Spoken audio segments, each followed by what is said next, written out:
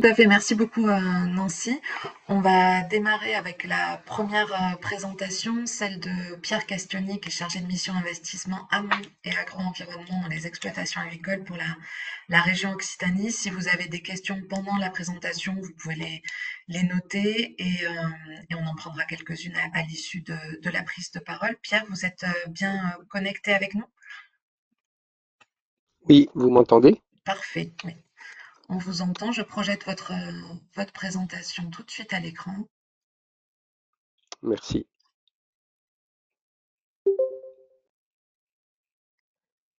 C'est bien celle-ci? Oui, c'est celle-là. Je vous remercie. Parfait. Donc bonjour tout le monde. Donc je suis effectivement chargé de mission au sein de la direction de l'agriculture à la région Occitanie et je m'occupe plus particulièrement d'aide aux investissements dans les exploitations agricoles que je vous présenterai dans un second temps. Je commencerai par présenter les dispositifs relatifs aux entreprises agroalimentaires. Par contre, je ne suis pas du tout spécialiste de ce domaine. Je suis désolé, hein, je me fais le porte-voix de mes collègues qui ne pouvaient pas être présents. Donc, ça sera assez généraliste. Et je vous inviterai plutôt, s'il y a des questions, je prendrai les questions si je suis incapable de répondre et je les transmettrai à mes collègues qui sont en charge de ces dispositifs. Merci. Donc, on va changer de slide. Donc, en faveur des entreprises agroalimentaires, on fait le distinguo entre la taille de l'entreprise, donc TPE, pardon, T- TPE, PME et après sur les grosses pas les grosses entreprises, les entreprises qui ont plus de 70% de produits agricoles entrant dans leur process et les entreprises qui n'ont pas de produits entrants, des produits entrants non agricoles qui sont inéligibles au FEADER. Donc pour celles qui ont plus de 70% de produits agricoles, ah là j'ai plus le diapo.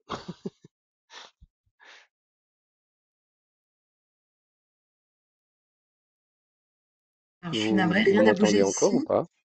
Oui, on vous entend. Ok, c'est revenu là. Ok. Ah, parfait.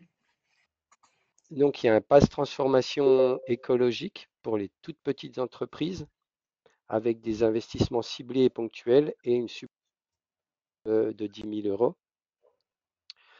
Pour les PME et les petits, là donc on a un dispositif PSN FEADER qui peut soutenir les équipements, l'immobilier sous condition, l'immatériel, le recrutement, et qui concerne aussi bien les volets agrotourisme, point de vote, export, qui est une subvention, sous forme de subvention, et les contrats d'entreprise à venir pour celles qui ont des produits entrants non agricoles, donc qui sont des subventions ou des avances remboursables.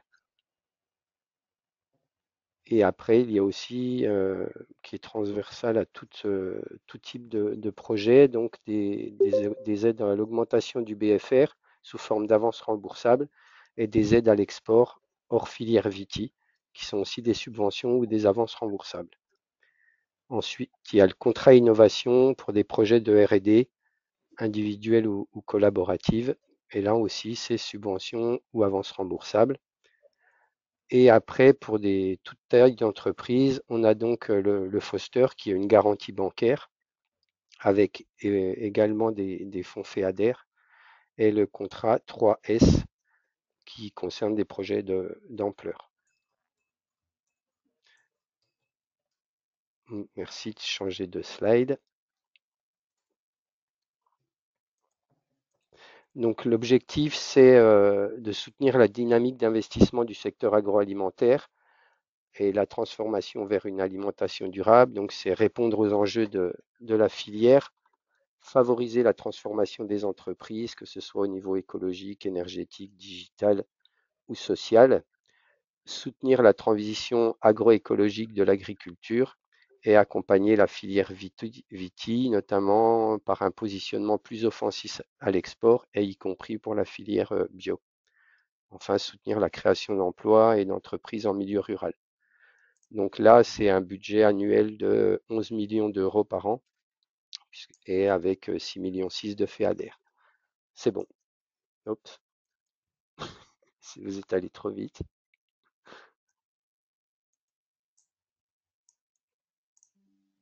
C'est bien celle-ci? De- Oui, celle-ci. D'accord. Et donc les bénéficiaires, on est bien sur des entreprises maximum de 500 salariés en équivalent temps plein.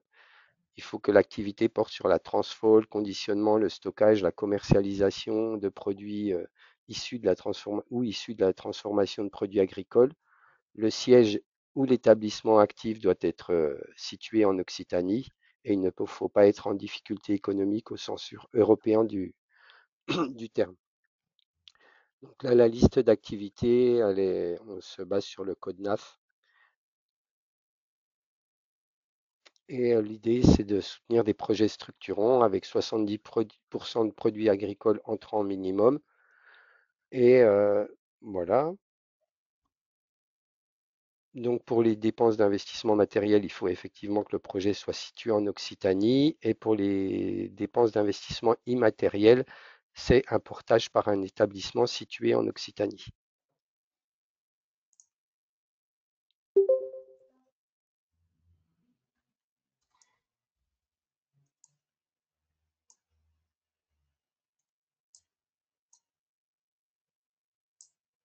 Je suis désolé. Donc, en poste de dépenses éligibles, on est sur l'acquisition d'équipements neufs, sachant que, attention, le crédit bail est non éligible, comme dans la plupart des dispositifs régionaux.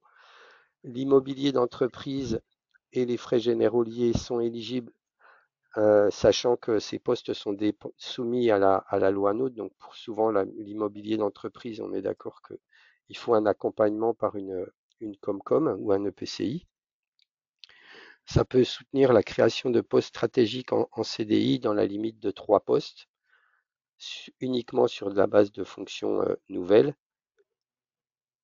Après, on soutient les investissements, prestations immatérielles qui peuvent être des études, des logiciels, des sites internet marchands. Et pour le volet export, ça peut être des frais de mission sur la base de barème ou en réel. Donc les dépenses, elles doivent être structurantes, stratégiques, argumentées au regard du projet stratégique de l'entreprise. Et elle doit concerner un des 4 volets, process, agritourisme, point de vente, export, viti. Pour la filière viti, attention, tout ce qui est investissement matériel est financé dans le cadre du FEAGA, donc ce ne sera pas éligible dans le cadre de ce dispositif. Merci. Donc les modalités d'intervention, c'est un taux d'aide de base de 20% avec des bonifications qui sont cumulables de bonifications de 10% avec un taux d'aide max de 40%. Donc il y a une bonification de 10% possible pour les SICO d'Occitanie. Donc là, c'est basé sur le chiffre d'affaires. Et après, sur l'entrepreneuriat engagé RSE, avec une liste de labels RSE qui apporte cette bonification. En plancher de dépenses, on est sur 60 000 euros et en plafond de dépenses éligibles, 1 million d'euros. Et le taux d'aide est un peu limité sous application de régime d'aide d'État, AFR, PME ou de minimis.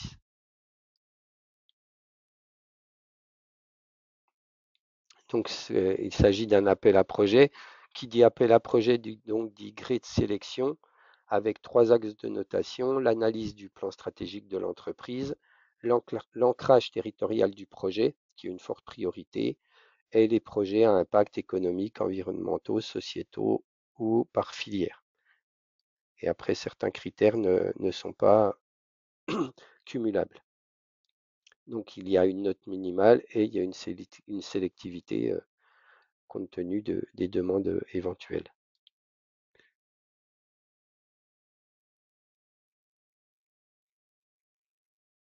Merci. Vous pouvez changer. En termes de période de dépôt, il y a 3 périodes en 2025. Une période du 20 février qui se clôturera le 15 mai avec une enveloppe FEADER de 2 200 000 euros. Une seconde période du 19 juin au 11 septembre avec une enveloppe de 2 200 000 euros. Et enfin, une dernière enveloppe avec les mêmes montants du 16 octobre au 18 décembre. Et quand un dossier qui ne serait pas sélectionné en P1 pourra être, faute d'enveloppe, pourra être porté sur la P2, voire la P3 automatiquement. Par contre, si le porteur de projet souhaite apporter des modifications au dossier présenté en P1, il sera nécessaire de redéposer un nouveau dossier qui impactera la date d'éligibilité des dépenses. Donc tout ce qui concerne les modalités de dépôt, tout se fait en ligne via le portail Europac, où on peut récupérer aussi toute l'AP, les annexes, les notices. Et après, il y a un certain nombre d'adresses mail dédiées aux fonctions du type de filière, donc filière vin, oléiculture, spiritueux, les autres filières végétales, les filières animales et l'agroalimentaire.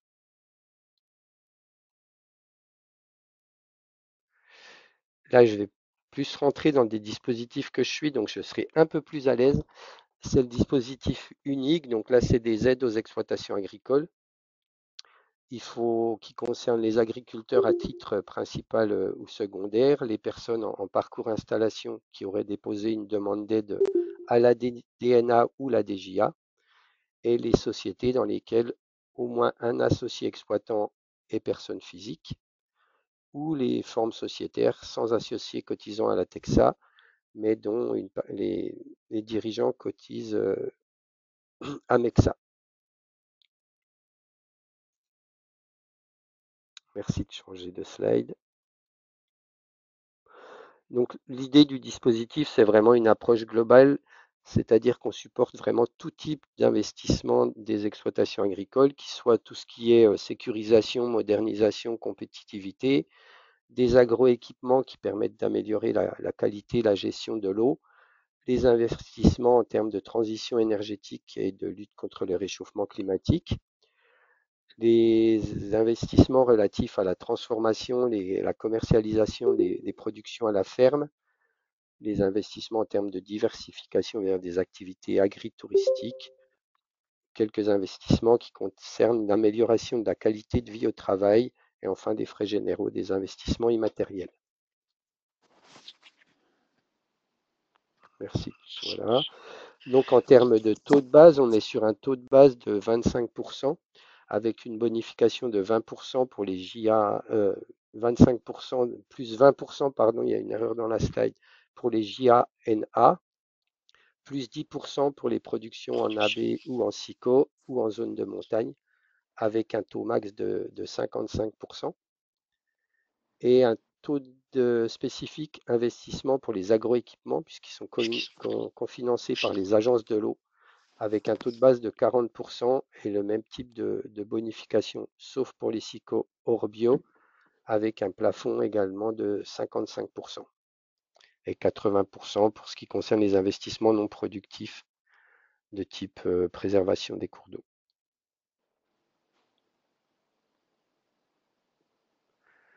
Le dispositif unique, donc c'est un appel à projet et les exploitants peuvent déposer un dossier sur la période 23-27, plus un dossier passe, c'est le second dispositif que je présenterai rapidement ensuite. Et s'ils ont réalisé un contrat d'agriculture durable, c'est un accompagnement qui est proposé par la région pour les exploitations. Là, on peut déposer actuellement 3 dossiers au dispositif unique ou au pass petits investissements.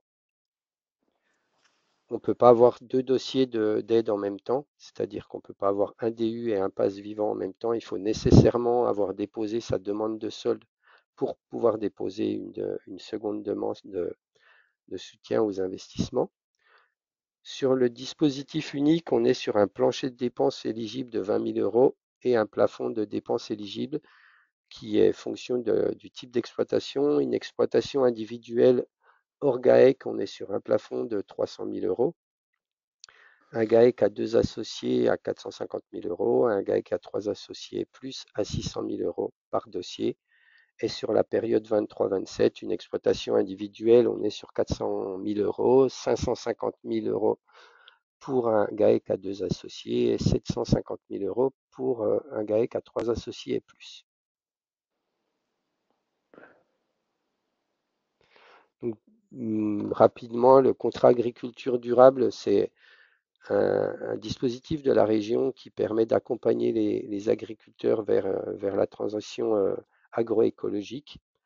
Donc c'est un accompagnement sur 4 jours qui vise à accompagner l'exploitation pour une prospective sur 5 ans avec un plan d'action sur 5 ans et un bilan intermédiaire à 3 ans, un bilan final à 3 ans. Donc là, l'aide régionale, c'est une aide forfaitaire de 1 500 euros par exploitation sur la base de 4 jours minimum de réalisation.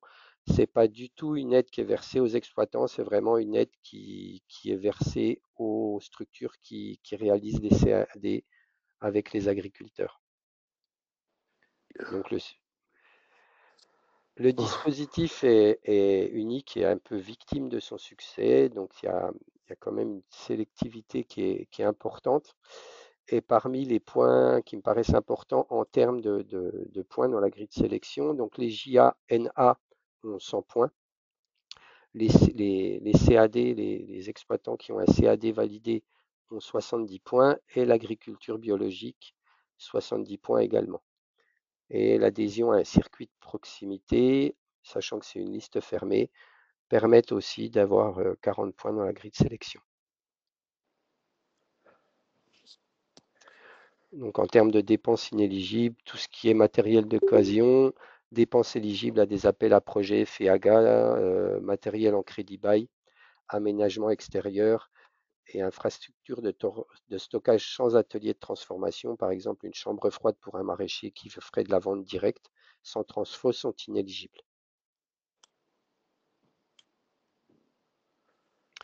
En filière équine ne sont éligibles que les activités d'élevage qui sont basées sur la base du nombre de reproducteurs.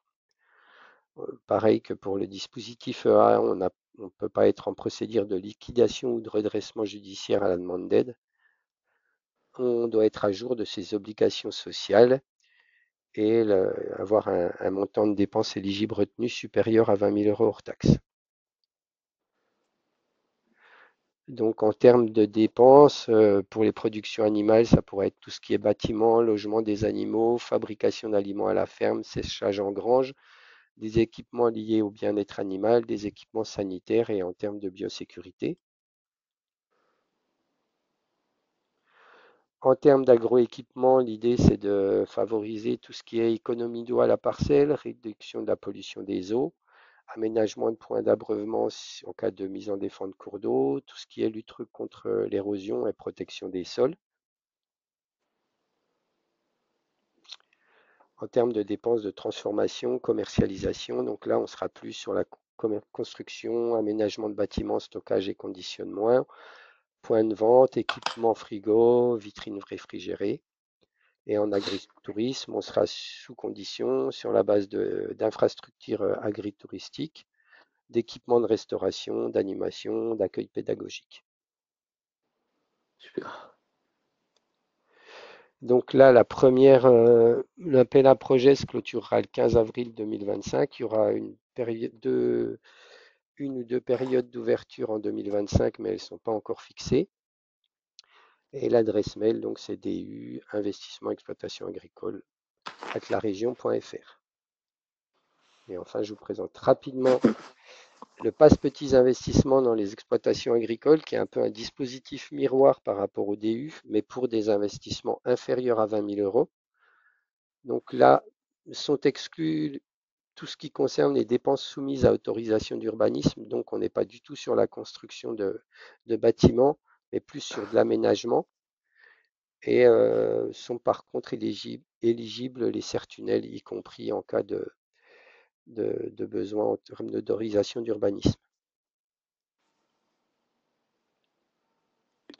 Donc là, on est sur un pass. Il y a deux volets. Il y a un volet 1 qui concerne toutes les dépenses hors agroéquipement et un volet 2 qui concerne les dépenses avec agroéquipement, avec la spécificité sur ce volet 2 que sur la zone agence de loi d'Ourgaronne, le taux de base est de 30% et non de 20% pour le reste du dispositif, avec une bonification de 10% pour les JANA.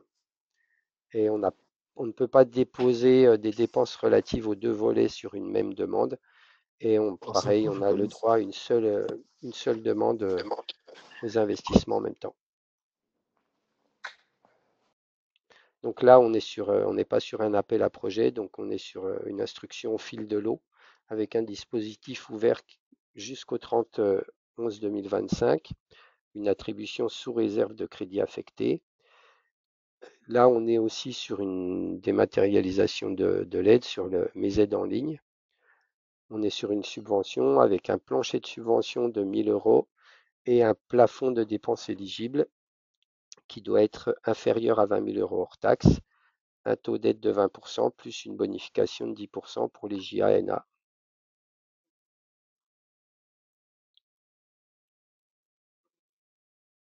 Et je pense que j'ai fini.